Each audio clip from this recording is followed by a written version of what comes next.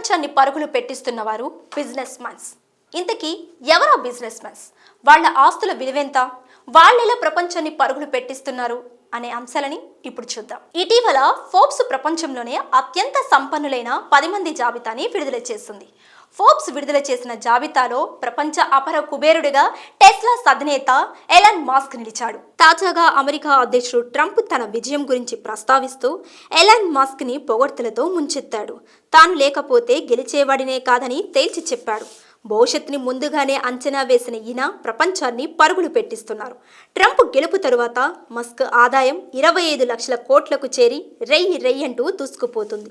ఎంత గొప్ప మేధావి అయినా తన ఆలోచనలకు పరిమితులు విధించుకుంటాడు. గిరిగీసుకుంటున్న చట్రంలోనే ఆవిష్కరణలు సాగిస్తాడు. ఎలాన్ మస్క్ మాత్రం ఎప్పుడూ ఊహలను నియంత్రించే ప్రయత్నం చేయలేదు. ఎంత పెద్ద వ్యాపారి అయినా తన పెట్టుబడి గురించి జాగ్రత్త పడతాడు. లాభ నష్టాల బేరీజుతోనే లావాదేవీలు జరుపుతాడు.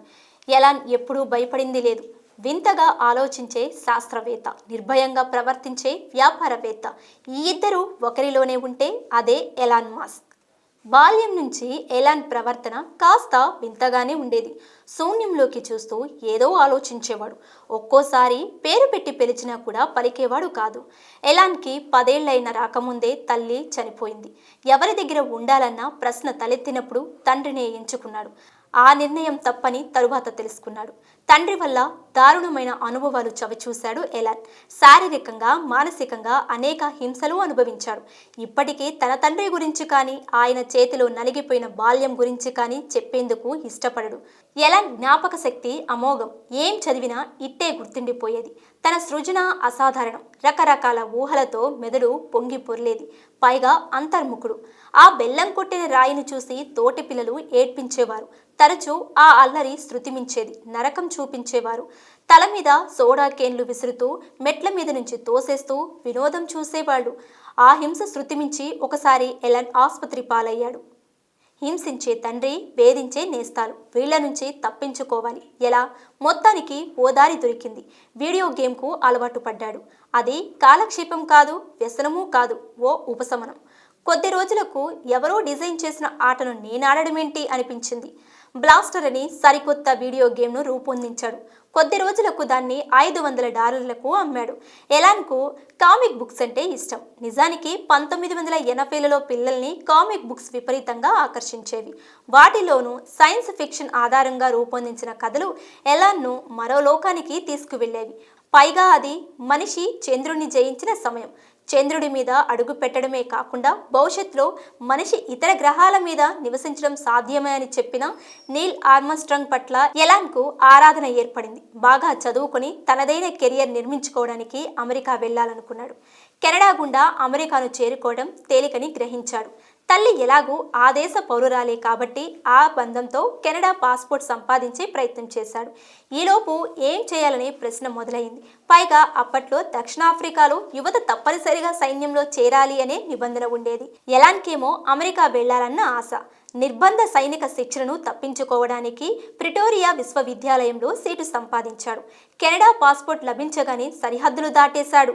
2 ఏళ్ల తరువాత అమెరికాలోని పెన్సిల్వేనియా విశ్వవిద్యాలయంలో ప్రవేశం పొందాడు. అక్కడ ఆర్థిక, భౌతిక శాస్త్రాలలో డిగ్రీలు సంపాదించాడు.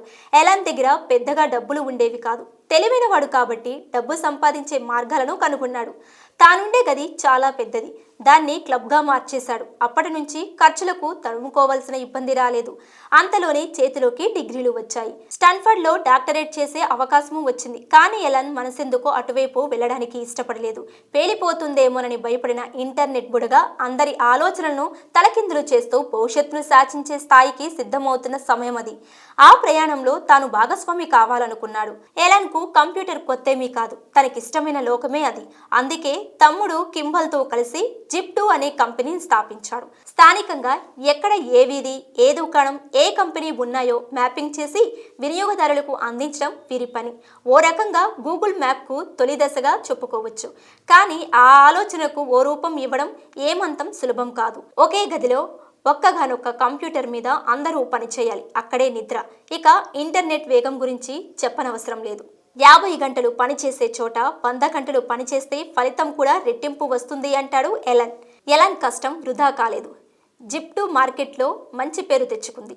వార్తాపత్రికలు కూడా ఉపయోగించుకోవడం మొదలుపెట్టాయి. 1999లో దాన్ని ప్రముఖ కంప్యూటర్ సంస్థ కాంపాక్ట్ $307 మిలియన్ కొనుక్కుంది. కానీ అందులో కేవలం 7% మాత్రమే ఎలాన్ చేతికి దక్కింది. అయితేనే సాఫ్ట్వేర్ సత్తాను రుచి చూపించింది. వెంటనే ఎక్స్కామ్ పేరుతో ఒక ఆన్లైన్ పేమెంట్ సంస్థను మొదలుపెట్టాడు. ఇది కూడా కొత్త ఆలోచనే. రోజువారీ పనుల కోసం డబ్బు లేదా చెక్ రూపంలో కాకుండా ఆన్లైన్ ద్వారా లావాదేవీలు నిర్వహించుకోవచ్చు. అదే రంగంలో అడుగులు వేస్తున్న కన్ఫినిటీ అనే సంస్థకు దాన్ని అమ్మేశాడు. అదే ఇప్పటి పాపిల్. లక్షల కోట్ల రూపాయల లావాదేవీలతో ఆన్లైన్ లావాదేవీలని శాసిస్తున్న దిగ్గజం. అలా ఒక్కో అడుగు వేస్తూ ఒక్కో సంస్థను ప్రారంభిస్తూ క్రమంగా వేగం పెంచాడు ఎలన్. తన దగ్గర పోగైన మూలధనంతో రకరకాల వ్యాపారాలు మొదలుపెట్టాడు. టెస్లా ఛత్రం కింద ఎలక్ట్రికల్ కార్లు రూపొందించేందుకు నిద్రాహారాలు మాని శ్రమించాడు. 2006లో టెస్లా రోడ్స్టర్ కారు విడుదలైంది. అదో సంచలనం. పికప్లో వేగంలో ఇంధనంతో నడిచే కార్లకు ధీటుగా నిలబడి చరిత్ర సృష్టించింది రోడ్స్టర్. ఈ విజయంతో ఎలాన్కు మార్కెట్ మీద పట్టు దొరికింది.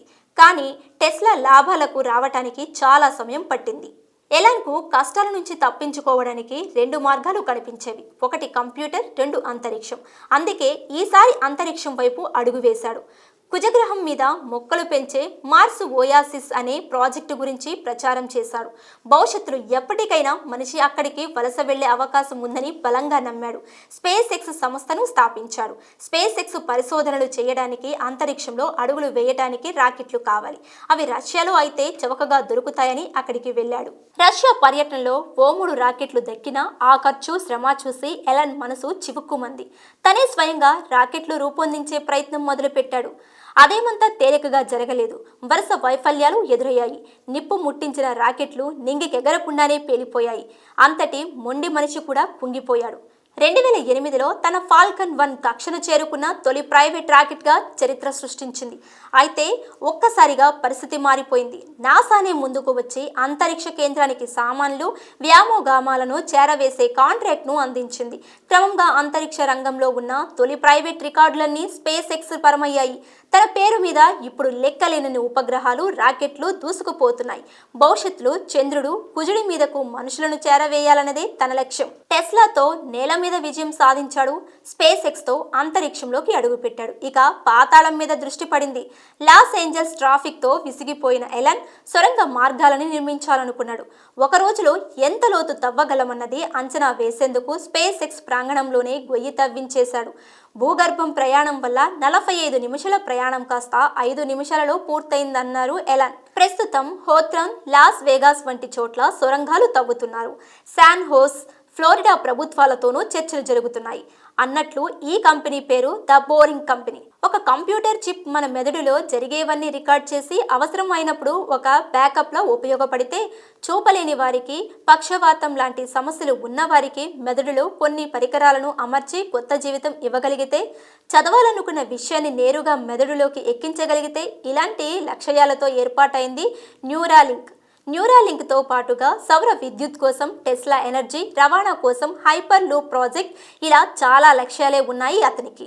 వాటి వైపుగా వేగంగా అడుగులు వేస్తున్నాడు. 6 గంటలకు మించి నిద్రపోడు. ఒక్కోసారి సీట్లో కూర్చోగానే పని రాక్షసులా మారిపోతాడు.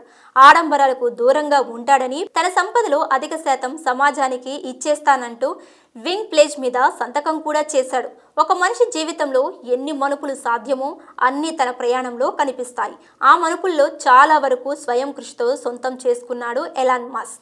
ఈ జాబితాలో మస్క్ తర్వాత Bernard Arnault $179.3 billion, Jeff Bezos $174.0 billion, Larry Ellison $134.9 billion, Musk Zuckerberg $130.2 billion, Bill Gates $119.9 billion, Warren Buffett $119.2 billion, Larry Page $118.7 billion, Steve Ballmer $115.4 billion, Sergey Brin $113.8 billion గా ప్రసిద్ధికెక్కారు.